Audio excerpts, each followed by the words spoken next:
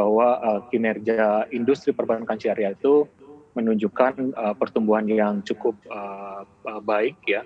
Kalau lihat dari pertumbuhan aset pun hampir di 12%-an dibandingkan konvensional 8%, kemudian pembiayaan juga di hampir 10%, padahal di konvensional secara industri itu hanya sekitar 1,2% atau 1,5% ya.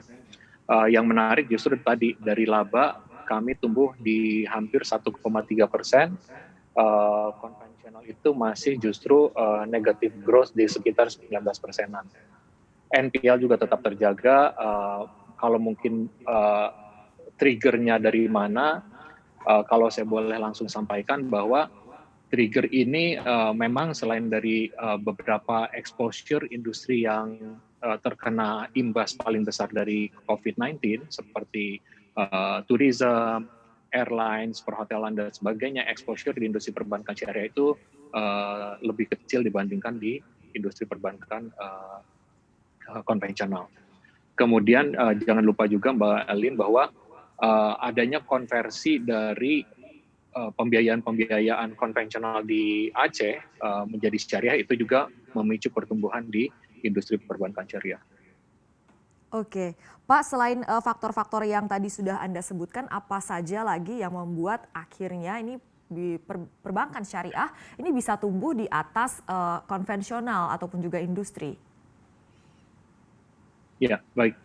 Selain itu mungkin kalau boleh saya tambahkan ya, beberapa unit usaha syariah ini sudah benar-benar memanfaatkan yang kita sebut dengan sinergi perbankan atau platform sharing. Ya, di mana semua network dari induknya atau konvensionalnya itu dimanfaatkan untuk menjual atau menawarkan jasa dan layanan perbankan syariah. Dengan demikian otomatis peningkatan pertumbuhan bisa lebih pesat ya, namun biaya masih tetap dapat ditekan. Demikian, Mbak. Oke, Pak, kalau kita lihat tren-tren misalnya nih semakin banyak BPD ini yang konversi misalnya dari bank umum konvensional menjadi bank syariah. Seperti apa memang Anda melihat prospek dari perbankan syariah ini? Apakah memang sangat promising seperti itu sampai banyak yang mengalihkan bisnis mereka dari konvensional ke syariah? Ya. Oke, kalau dilihat dari market share memang masih sekitar 6%-an, Mbak. Tapi kalau dilihat dari potensinya, berdasarkan research kami ya, itu menunjukkan bahwa dari total bankable populations ada 42% yang menginginkan jasa dan layanan perbankan syariah.